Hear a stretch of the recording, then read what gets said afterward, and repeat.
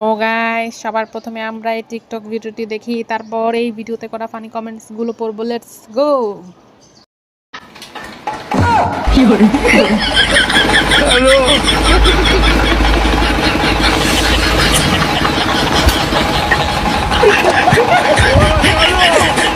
ভাই, এসব বৈজ্ঞানিকরা কিন্তু বাংলাদেশে থাকতে পারে না, তাই সাবধান। সরকার কিন্তু বিদেশে প্যাকেট করে পাঠিয়ে দেবে তোমাদের।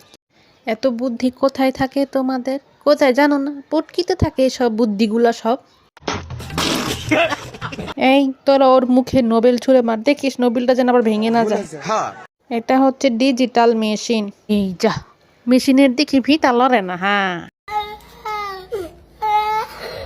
ফানি ভিডিও হালাই কঠিন, যা উড়া। আমাদের বাংলাদেশিরা এমন কিছু নাই যে বের করতে পারবে না, সব মেশিন বানাতে পারে। ওই কিরে, এইটা আবার কি মেশিন রে? বুঝলাম না তো। থাক, বুঝন লাগতো না, খালে গিয়ে ভাল দিয়ে বসে থাকো। तू समझा? हाँ। नहीं, तू समझा नहीं।